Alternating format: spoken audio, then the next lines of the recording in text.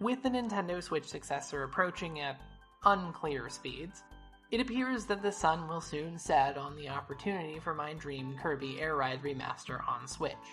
Reportedly, the Switch successor will be backwards compatible with the Switch, and my assumption is that it will be a part of the Switch family of systems, like the DS and 3DS, or the Game Boy, Game Boy Color, and Game Boy Advance. This means that while the sun may set on Nintendo's second golden opportunity for a Kirby Air Ride port, a third golden opportunity is surely on the horizon. I highly doubt Nintendo plan on abandoning the single Joy-Con feature, local wireless play, or the Switch's hybrid nature. So for the third time, I will probably be saying that Kirby Air Ride would be perfect on the current Nintendo console. I suppose that's good news, because we all know what they say about the third time.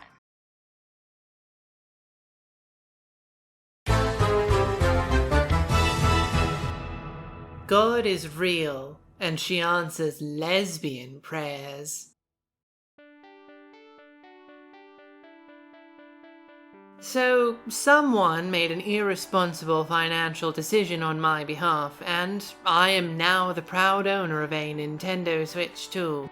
And with a friend of mine offering to sell me their mostly unplayed copy of Kirby Air Riders, I have now been using my free time to completely no-life Kirby Air Riders. This is the game I wished for during all of high school and college. It may have skipped the 3DS and Nintendo Switch, but it is here now on the Nintendo Switch 2, arguably during the point in my life where I need it the most. And so, in my completely unbiased and objective opinion, Kirby Air Riders is the best game ever made, and it is now my favorite game of all time. Sorry, Sonic Adventure, you'll have to settle for second place. Of course, having played this game so much in such a short period, I have a lot of thoughts, so I hope you don't view this as me once again putting my conclusion at the start of the video. I've got some detailed review thoughts as well as some concerns for the future of this game, so please do stick around for my discussion. Now, it's important to note that the best game ever made does not mean flawless game. There are some hindrances to a mostly smooth experience, namely in some of the options. Kirby Air Ride initially featured single-button control. Every action within the game could be done with some combination of the A button and left analog stick. This worked really well, but it meant some gameplay elements were going to be simplified, and others would be clunky. Changing machines, for instance, meant holding back on the control stick and firmly pressing down on the A button until Kirby came to a full stop and dismounted, and then awkwardly shuffling to the next machine. Now, Kirby Air Riders has introduced the wondrous invention of a second button. This multi-purpose button allows you to use your special attack when the meter is full, get rid of a copy ability if you don't want it, and dismount your machine.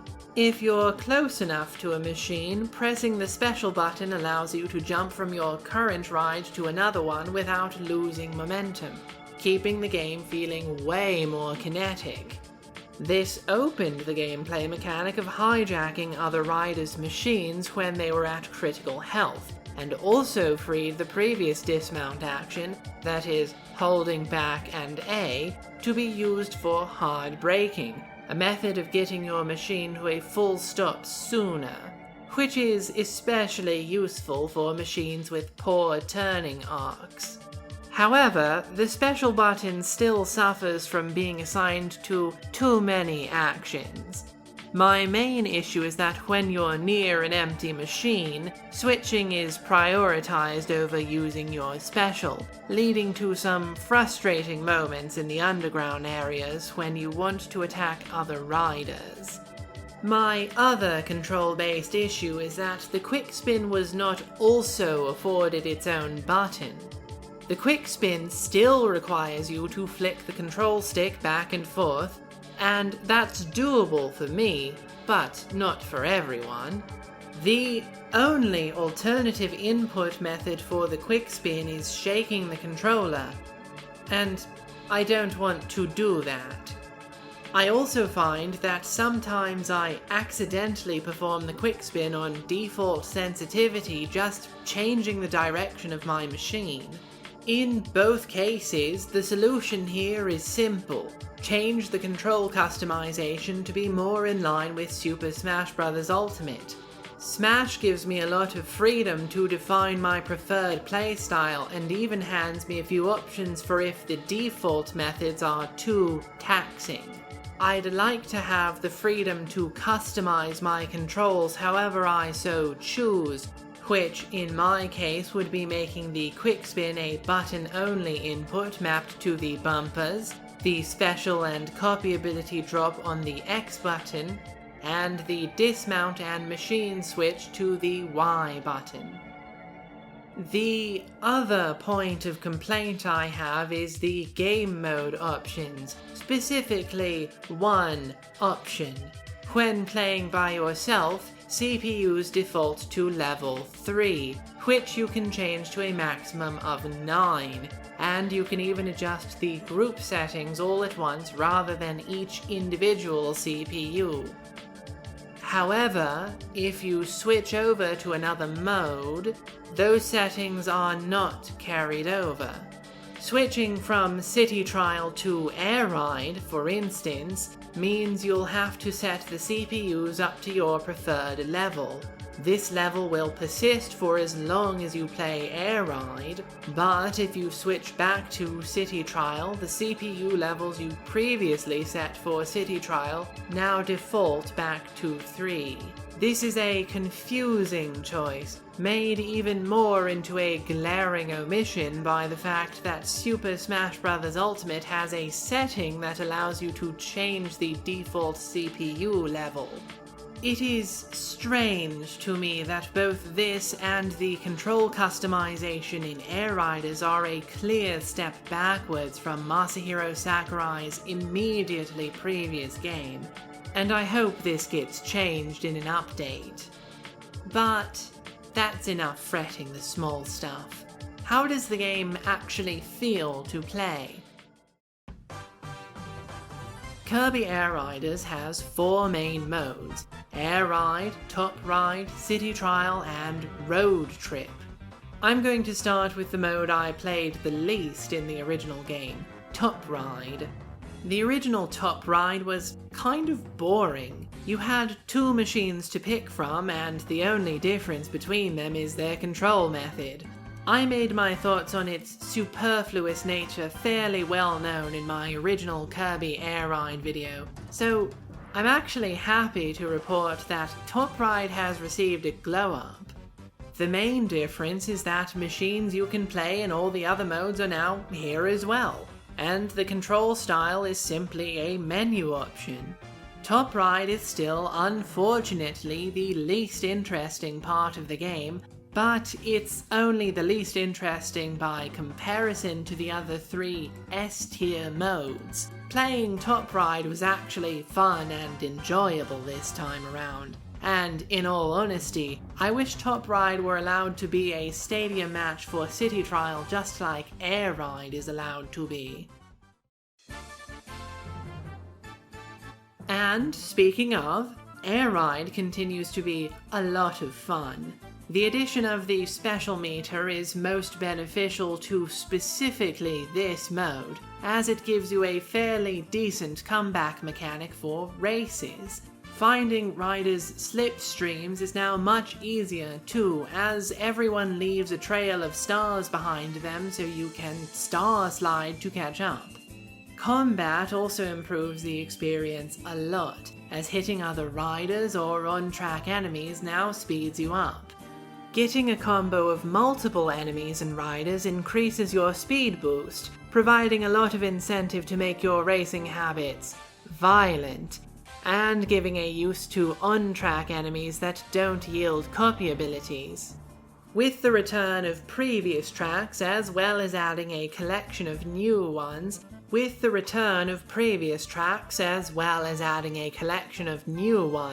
Air Ride now offers a substantial racing mode that's easier to sink time into. But now we get into the best part of the game, City Trial, and holy shit, what can I really say about City Trial?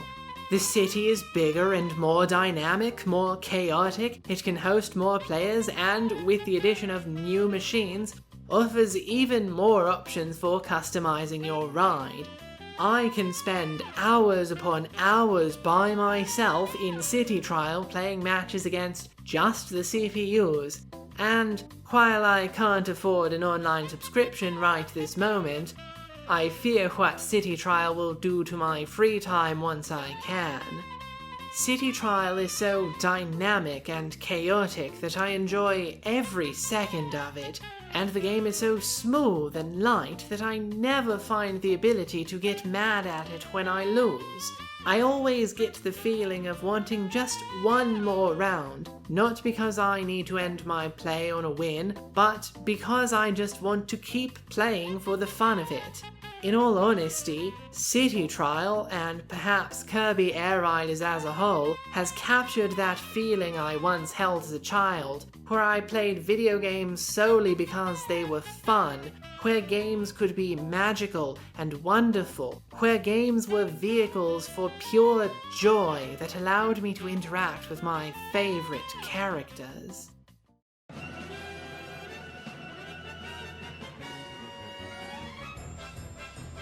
And then, they added a whole ass story mode on top of that. Yes, Road Trip is the new story mode in Kirby Air Riders, and where the options in this game feel like a step down from Smash Ultimate, Road Trip feels like a step up from World of Light. There are more exquisitely rendered cutscenes to see that drop actual bits of lore into the game. The story mode is filled with PNG characters and world assets, but instead of feeling like cheap, cost-cutting measures, they lend a sort of cutesy storybook feeling to transitional scenes. And then, of course, there's the fact that Road Trip reveals that Masahiro Sakurai loves the classic Sega game Outrun. Mr. Sakurai, sir, you have exquisite taste, and I too hope we get another Outrun game someday.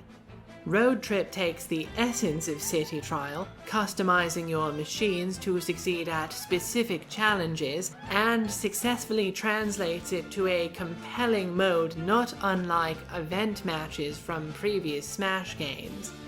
Slowly building up your stats to meet progressively harder challenges and CPUs is a compelling way to train players for the rest of the game, and is also just fun in its own right. You select from a wide variety of challenges ranging from stadium matches, in-game City Trial events, and challenges from Air Ride and Top Ride.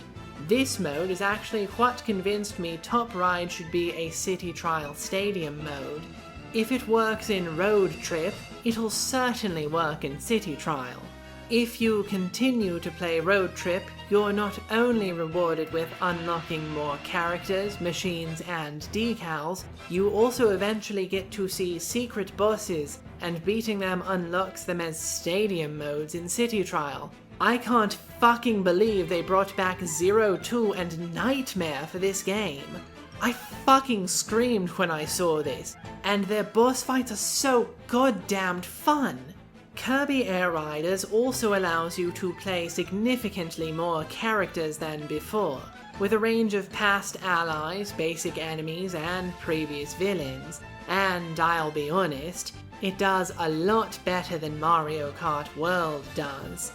Every character has unique attributes and abilities, and to even the playing field a bit, they all have access to copy abilities this time around. Unlocking characters and machines in any mode unlocks them for use in all modes, with the exception of Road Trip, where machines have to be earned on your run.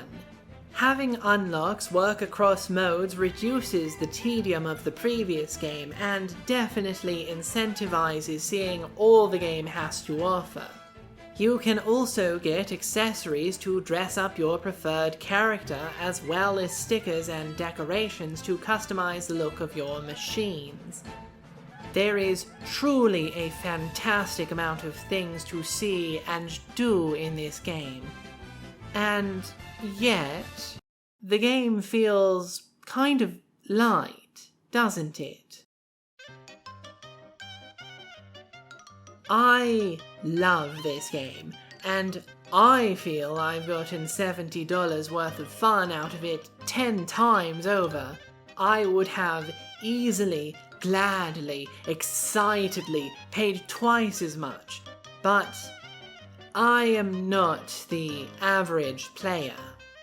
The average player did not sink hundreds of hours into Kirby Air Ride and spend a decade and a half waiting hopelessly for a sequel. The average player does not hail Masahiro Sakurai as a game design genius. The average player did not make a video about how she wanted this very game to exist. Instead, the average player is looking at this game with its somewhat light roster, small handful of modes and stages, and $70 price point, and making a pretty harsh value judgment. In a world of $80 Mario Kart, $600 Pokemon Legos, $50 Kirby amiibos, and an already $450 game console, Kirby Air Riders does not look like a good deal to anyone who doesn't already know how fucking good Kirby Air Ride is. So, because I spent half of my life wishing for this game to exist, because Kirby Air Riders recovered a feeling I've not experienced since childhood, I can't help but worry Kirby Air Riders is being condemned to the same fate of the original, languishing as a cult classic because other racing games looked like a better value. How does one attempt to avoid this kind of fate? Well, the answer is incredibly simple. The game just needs more. More courses, more characters, more cities, and maybe even more air ride machines. And they really need to come as a free update. Again, I'm perfectly happy with this game as it is, but I also see that it needs to prop itself up to look like a better deal. And there is precedent for this. Kirby Star Allies released as a decent but light early Switch title, but over time looked like a better and better value because HAL kept adding characters and other features. If Kirby Air Riders could continue to add more game content, maintaining somewhat consistent presence during Nintendo Directs and building some anticipation, not unlike the Smash character reveals, then I think this game could really excel. And seriously, why aren't there more characters? Why can't I play as Bronto Burt, or Adeline, or Drossia, or Dark Matter, or the Mage Sisters, or Chili, or Nago, or Pitch, or the Fairy Queen, or the Sandbag, or Elfilin, or Rescargoon and Tiff and Tuff from the anime? This roster should be packed with enemies and deep cuts, and I never expected that character choices. Why is there only one city in City Trial? Why do most characters only have one alternate color? Why are there only 19 air ride courses? I know it's silly to compare between genres, but the last game Masahiro Sakurai worked on had 74 characters and 103 stages in the base game for $10 less than Kirby Air Riders. I don't expect the exact same numbers because, obviously, racetracks are much more complicated than fighting game stages, and Kirby Air Ride characters are much less complicated than Smash characters. But you're seriously telling me there wasn't room to make more than Air Rider's current offerings? This really had to launch in the same year as Mario Kart World and invite the exact same comparisons as Air Ride got to Double Dash all over again? Alright, deep breaths. Perhaps I'm acting a little spoiled. I got the game I wanted for so long. I've already sunken dozens upon dozens of hours into it. And one of my greatest disappointments in picking up a second job is having less time to play Kirby Air Riders. Yet, as I'm singing its praises, I'm also admonishing it for not being enough. I'm happy with it, but I want more of it because I want other people to also be happy with it. And yet, this was never a thing I cared about when I played the original. Kirby Air Ride was just a fun game I could play with friends and family at my grandma's house or my local karate dojo's after-school care. Kirby Air Riders is a game I love deeply that I can play with friends and family on vacations and weekends, or by myself at the laundromat and in waiting rooms. I literally bring my Switch 2 with me on substitute teaching jobs so I can play Kirby Air Riders during lunch breaks and conferencing periods that I don't have to cover.